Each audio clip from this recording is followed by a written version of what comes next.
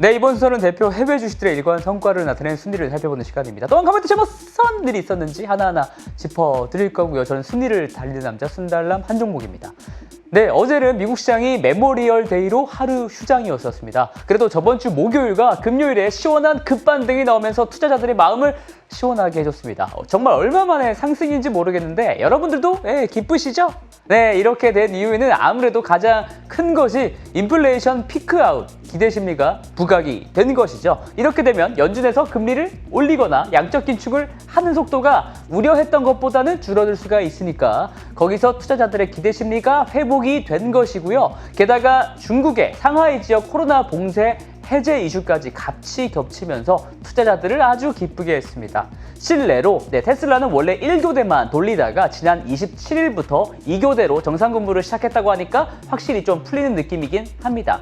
이제 남은 것은 우크라이나와 러시아 분쟁인데 이 부분은 계속해서 좀 전쟁이 길어지고 있어서 유념하셔야 되는 부분이라고 보이긴 하네요. 이런 전황에 대해서도 순달람에서 기회가 있다면 짚어드리도록 하겠습니다. 자, 그렇다면 오늘은 말이죠. 아주 잔인하고 사람들의 마음을 틀었다 놨다 했던 무서웠던 5월. 이 5월에 어떤 종목이 가장 많이 올랐었는지를 순위로 구성해봤습니다. 나스닥 100지수 기준 수익률, 5월 수익률 상위 탑 10입니다. 자, 이렇게 순위들이 쪼로로로 올라가고 있는데 익숙한 종목들도 몇 개 보이실 거예요. 우선 테마를 함께 보시면은 여기 보시면 여기 테마죠. 테마 한번 보시면은 한 가지 색깔이 많이 보이신 걸 알 수가 있습니다. 그게 바로 반도체입니다. 반도체 테마에 속하는 애들인데요. 1위에 있는 것이 바로 여러분들도 많이 좋아하시는 AMD 있고요. 반도체 검사 장비 회사인 KLA가 4위에 있고 자동차용 반도체를 만드는 NXP가 5위, 그리고 반도체 장비 회사 중에 매출이 가장 많은 램리서치가 6위, 그리고 반도체를 설계할 때 필요한 소프트웨어를 제공하는 시놉시스가 7위, 이렇게 각각 다 랭크가 되어 있습니다. 반도체가 정말 많죠. 이렇게 반도체 산업을 전반적으로 구성하는 종목들이 함께 이렇게 5월의 강세였다는 점을 미루어 보아 미국장에서도 역시 성장에 대한 믿음을 가질 수 있는 테마는 반도체가 아니겠느냐라는 생각이 드네요. 그리고 또 눈에 띄는 것은 3위에 있는 이게 일렉트로닉 아츠인데요. 블리자드고 이제 마이크로소프트에게 팔리고 나서 미국 게임 개발 기업들의 몸값이 함께 올라가는 느낌이 듭니다. EA도 이와 함께 인수 가능 후보로서 좀 거론이 되면서 주가가 최근에 괜찮은 모습입니다. 그리고 8위에 있는 콘스텔레이션 에너지는 미국의 최대 원자력 기업인데요. 최근 이 와중에 신고가를 달성을 했어요. 아주 좋은 주가 모습을 보여주고 있습니다. 사실 친환경 이렇게 목소리를 드높이면서 원유나 천연가스 생산을 멀리 하다 보면 결국 전력난이 올 수가 있고, 그러면 대체적인 원자력에 대한 관심이 늘어날 것이라고 보는 사람들이 그만큼 많다라고 보시면 됩니다. 원자력에 관심이 있으시다면 이런 종목도 관심 종목으로 두시고 살펴보시는 게 좋지 않을까 생각을 합니다. 자, 그렇다면 오늘은요, 오랜만에 순달람에서 소개해드린 종목으로 바로 1위에 있는 AMD에 대한 설명으로 바로 들어가 보도록 하겠습니다. 우선 그렇다면 AMD의 주가 추이가 올해 어땠는지 한번 살펴봐야 되겠습니다. AMD의 주가가 보기보다는 이제 라이벌인 엔비디아와 인텔, 그리고 반도체 ETF까지 다 함께 모아서 봐야 더 의미가 있을 것 같아서 이렇게 준비를 해봤습니다. 여기서 빨간색 선이 AMD고요. 초록색 선이 엔비디아, 파란 선이 인텔, 회색 선이 반도체 ETF인 XOXX입니다. 올해는 뭐 너나 할 것 없이 하락 추세가 완연한데요. 그런데 오른쪽에 제가 적어둔 올해 주가 등락률을 한번 보시죠.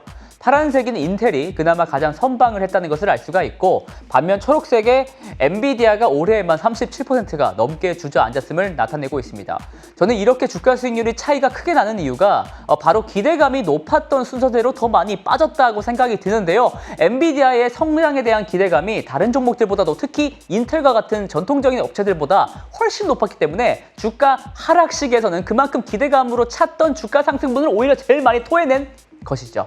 AMD 또한 CPU 영역에서 인텔의 점유율을 갉아먹으면서 앞으로도 계속 점유율을 갖고 오게 될 것이다 라는 기대감이 엄청 컸었기 때문에 엔비디아의 버금가는 큰 하락을 보이고 있다는 겁니다. 기대감이 큰 순서대로 더 많이 빠졌다는 거예요. 그렇다면 AMD와 엔비디아, 특히 엔비디아의 투자 심리를 꾹 눌렀었던 요인은 무엇이었을까요? 물론 매크로적인 외부 요인은 제외하고 말씀을 드리자면 그 우려 요인이라고 할 것은 바로 GPU의 수요가 이제 피크를 쳤다라는 겁니다.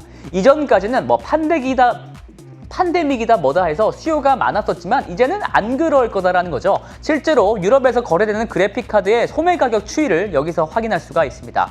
작년 5월에 여기 보시면은 우뚝 솟은 데가 있죠. 네, 작년 5월에는 엔비디아와 AMD의 그래픽카드가 권장 소비자 가격보다 각각 3배, 2배 이렇게 비싸게 팔렸었는데 이게 올해부터는 계속 떨어지고 있더라는 겁니다. 즉 그래픽카드가 이전처럼 웃돈에 사는 사람이 없어졌다라는 말이 되죠. 이렇게 하락 추세인 것은 크게 보면 두 가지가 이유가 있는 것 같습니다. 먼저 올해는 GPU 신제품이 나오기 때문입니다. 엔비디아와 AMD 모두 다 신제품을 올해 하반기에 내놓기 때문에 이전 제품을 사놓고 그래픽카드를 만들던 업체들은 이 GPU를 빨리 소진해야 되겠죠. 창고에 쌓아놔봤자 신제품이 나오면 가격이 더 빨리 떨어질 수 있으니까 할인 정책을 펼치는 겁니다. 거기에다가 반도체 부품 공급 문제도 어느 정도 해소가 되고 있다 보니까 이렇게 공급이 많아진 거죠. 그리고 암호화폐 채굴에 있어서 비트코인 다음으로 큰 부분을 차지하는 게 바로 이더리움인데 이 이더리움 채굴 방식이 검증 방식으로 프로토콜이 변경된다는 겁니다. 이 말이 되게 어렵게 들릴지 모르겠지만 쉽게 설명을 드릴게요.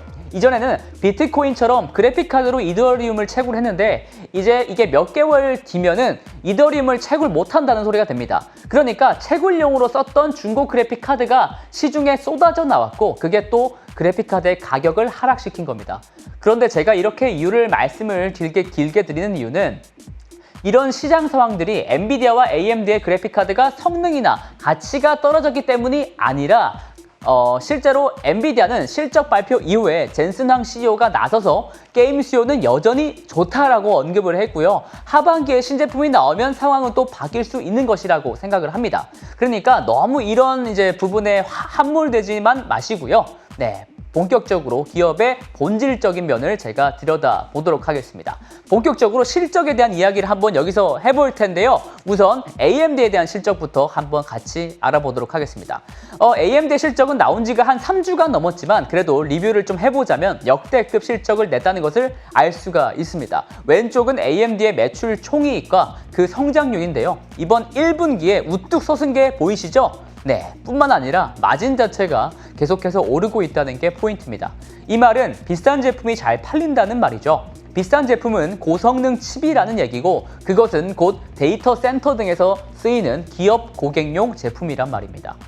그리고 오른쪽 그래프는 주당 순이익과 성장률인데 이건 역시 역대급 성장을 보이고 있습니다. 주당 순이익은 전년 대비 117% 성장하면서 2배가 넘게 올라버렸죠. 그야말로 미친 성장이다라고 할 수 있습니다. 더군다나 요새 투자자들은 단순히 지난 실적 결과만 가지고 흥분하지는 않죠. 앞으로는 어떤지를 나타내는 가이던스가 굉장히 중요합니다. 그런데 AMD는 실적 발표 후에 올해 매출 예상치, 그러니까 가이던스를 대폭 올렸습니다. 지난 2월에 AMD가 예상했던 올해 실적 전망을 보시면 여기서는 가장 여기 오른쪽에 해당하는 거예요. 올해 매출 성장률이 한 31% 연간 될 것이다 라고 말을 했었는데요. 그런데 이번에 실적 발표한 다음에 그 예상치를 새로운 숫자로 갱신을 했는데 기존의 31% 성장이 아니라 60% 성장할 것 같다라고 밝힌 겁니다. 마진 자체도 51%에서 54%로 올려잡았고요. 이에 맞춰 당연히 다가오는 2분기 실적도 좋을 것이다 라고 자신만만하게 언급했습니다. 이것은 바로 데이터 센터용 HPC, 하이 퍼포밍 컴퓨팅, 그러니까 고성능 CPU 시장에서 매우 강한 수요가 확인되고 있기 때문이라고 리사수 CEO는 밝혔습니다. 여전히 수요와 공급 측면에서 AMD가 우위에 있다는 것을 증명하는 것이다 라고 보시면 됩니다. 그렇다면 AMD가 이렇게 잘했는데 엔비디아는 어땠느냐? 엔비디아는 지난주에 실적을 발표를 했습니다. AMD만큼은 아니더라도 역시나 역대급이었습니다. 46%라는 매출 성장을 보인 건데요. 왼쪽 그래프를 한번 보시면 되는데 녹색으로 제가 표시를 해두었죠. 여기서 진한 회색이 게임 사업부 부분이고 연한 회색이 데이터 센터 사업부 매출입니다. 두 사업부 모두 다 최대 실적을 기록했다고 합니다. 특히 데이터 센터 부문은 작년보다 83% 성장이라는 놀라운 숫자를 보였는데 이게 마이크로소프트나 아마존과 같은 하이퍼스케일러들한테 엔비디아가 GPU를 아주 많이 팔아댔다라는 소리입니다. 이렇게 데이터 센터 사업자들이 투자를 크게 늘리는 이유는 바로 AI 때문이라고 하는데 이것은 조금 이따가 설명을 드리도록 하겠습니다. AMD와 엔비디아의 실적 발표 내용을 보시면 공통된 핵심 단어 하나가 있습니다. 이미 아시는 분들도 계시겠지만 바로 여기 이 사진을 나타내는 데이터 센터라는 것이죠. 데이터 센터가 뭡니까? 이 세상에 있는 수많은 회사들이 본인들의 고객 데이터를 저장하고 또 고객들이 빨리빨리 데이터를 꺼냈을 수 있도록 하는 일종의 데이터 창고 역할을 하는 것이죠. 그런데 우리가 지금도 사용하고 있는 이 유튜브 영상, 그리고 여러분들이 어디 놀러 나갈 때 핸드폰으로 찍는 고화질의 사진, 그리고 메일 같은 곳에 저장해둔 각종 문서들, 이 모든 것들이 용량이 계속해서 커지고 있습니다. 그렇다면 데이터 센터, 데이터 창고 용량도 계속해서 커져야겠죠. 그리고 용량이 방대해진 만큼 투자도 더 해야 되는 거고요. 이런 데이터 센터로 향하는 매출이 AMD와 엔비디아 모두 커지고 있다는 것은 아주 명백합니다. 이 부문별 매출을 한번 보시면은 느끼실 수가 있을 것 같아요. 더욱더 직관적으로 아실 수가 있을 것 같습니다. 우선 왼쪽 엔비디아부터 보시면 올해 1분기에 드디어 엔비디아의 데이터 센터 부문 매출이 게임 부문 매출을 역전했습니다. 이제 엔비디아는 게임이 아니라 데이터 센터에서 매출이 더 나온다라는 소리입니다. 그리고 오른쪽에 AMD의 부문별 매출을 한번 보이시더라도 빨간색인 기업용 매출이 개인 소비자용 매출을 아주 빠르게 따라잡고 있습니다. 올해 안으로 역전할 수도 있지 않을까라고 생각이 되는데요. 제가 이런 기업용 그리고 데이터 센터용 매출을 계속 강조드리는 이유는 이쪽 매출이 마진이 높아서입니다. 마진이 더 높아진다는 것은 기업의 밸류에이션을 더 높게 쳐줄 수 있다는 말이 되죠. 그렇다면 데이터 센터 수요가 앞으로도 지속될 수 있느냐? 그게 바로 핵심 질문이 되어야 되겠죠. 우선 이번 1분기 기업용 SSD 매출 현황을 한번 보시면 당장은 역시 긍정적이라고 할 수가 있습니다. SSD는 낸드 플래시 위주로 구성된 서버용 저장 장치인데요. SSD가 빠르게 성장한다는 것은 데이터 센터 지출이 빠르게 늘어난다는 말로 해석할 수도 있습니다. 그런데 연초에는 문제가 있었어요. 부품 공급 문제가 올해 있었는데요. 올해 2월 이후에 개선되기 시작했고 데이터 센터 사업자들의 구매 수요가 그에 맞춰 같이 증가했다는 겁니다. 그러니까 데이터 센터 관련 수요는 당분간은 지속될 가능성이 높은데요. 그리고 사실 이렇게 미시적으로 조금 이렇게 좁게 보는 것보다는 제가 생각하는 거시적인 큰 그림을 보여드리는 게 더 고객분들께 의미가 있지 않나 생각이 듭니다. 혁신 기술주에 투자하시는 장기 가치 투자자분들이시라면 이 얘기를 좀 더 와닿게 느끼실 것 같은데요. 데이터 센터 수요가 계속 늘어나게 할 가장 중요한 이유가 뭘까요? 저는 인공지능이라고 생각을 합니다. 우리가 접하는 수많은 소프트웨어 제품들이 있잖아요. 우리는 보통 여기서 데이터를 저장하고 또 다시 불러내고 또 가공하고 또 소프트웨어에서 나의 데이터를 자체적으로 분석해서 우리에게 더 좋은 솔루션을 제공하는 이런 소프트웨어 제품들을 쓰지 않습니까? 그리고 그런 서비스를 제공하는 기업을 우리는 사스 기업이라고 부르고 있습니다. 그리고 그 사스 기업들은 데이터 센터에다가 본인들의 데이터를 저장해 놓고 있습니다. 여기서 그치지 않고 고객들에게 더 경쟁력 있는 솔루션을 사스 기업들이 제공을 하려면 결국 필요하게 되는 것은 AI 기술입니다. 근데 AI 기술을 하려면 딥러닝이라는 것을 돌려야 되는데요. 딥러닝을 돌릴 만한 엄청난 수준의 하드웨어가 필요하게 됩니다. 그러니까 데이터 센터 입장에서는 사스 기업들을 본인들한테 유치를 하려면 인공지능 연상용 하드웨어를 구축해야 된다는 소리입니다. 그리하여 데이터 센터 사업자들은 AI 연산을 하기 위해서 데이터 센터용 고성능 CPU나 GPU에 대한 수요를 늘릴 수밖에 없습니다. 인공지능 돌리려면은 비싼 CPU랑 GPU를 사야 된다는 말이에요. 그런데 문제는 이 범용 인공지능을 실행하기 위한 일명 AI 훈련 비용이 과거에는 턱없이 비쌌었는데 이 비용이 최근에는 뚝뚝 떨어지고 있다는 말이 됩니다. GPT-3라는 것으로 예시를 들자면 2020년에는 50억 원 정도 들었던 AI 훈련 비용이 2030년이 되면 50만 원대까지 떨어질 거란 말입니다. 이게 몇 분의 1인지 모르겠어요. 인공지능을 사용하면 생산성이 폭발적으로 증가하기 때문에 앞으로 AI 관련 투자는 기하급수적으로 늘어날 겁니다. 그리고 그 투자에서 상당 부분을 차지하게 되는 것은 바로 CPU나 GPU 같은 반도체가 되겠죠. 여기서 그래프는 아크인베스트에서 작성한 글로벌 IT 지출 추이인데요. 에메랄드 선, 여기서 에메랄드 선 이렇게 아름답게 저렇게 올라가고 있죠. 이 선을 보시면 이게 아크에서 추산한 인공지능 관련 매출을 감안한 IT 지출 금액인데 2030년까지 매년 20%씩 증가한다는 것을 알 수가 있습니다. 현재 데이터 센터 관련 지출이 매년 10% 정도 늘어나는데 이보다 훨씬 높은, 한 2배 정도 더 높은 성장률로 지출 금액이 늘어난다는 소리는 반도체 기업들한테는 당연히 호재일 겁니다. 그렇기 때문에 인공지능 연산을 위한 반도체를 개발하는 두 기업은 시간이 갈수록 서로가 점점 닮아가고 있습니다. 그들은 그래서 결국 한 곳에서 만나게 될 수밖에 없습니다. 바로 데이터 센터 관련 시장에서 붙게 되겠죠. 이 표는 제가 각 영역에서 엔비디아와 AMD가 어떤 프로세서를 선보이고 있는지를 나타낸 것인데요. 이전에는 엔비디아는 GPU, AMD는 CPU 이렇게 구분하면 됐지만 이제는 거의 모든 영역에서 서로가 사업 영역이 겹치고 있습니다.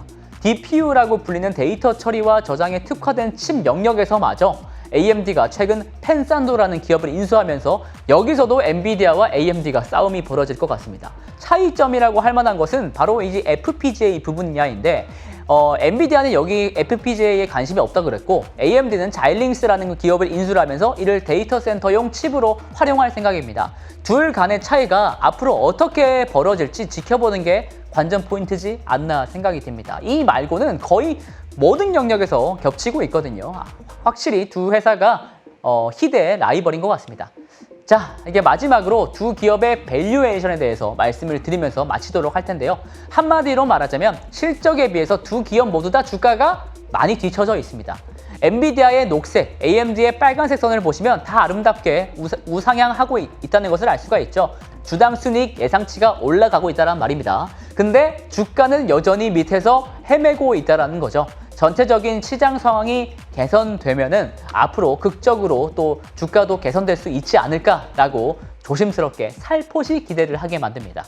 결국에 주가라는 것은 실적에 수렴한다라는 원칙을 여러분들께 다시 한번 강조를 드리면서 반도체를 참 좋아하는 저는 또 다음 주에 열심히 달려보도록 하겠습니다. 이상 순달람이었습니다.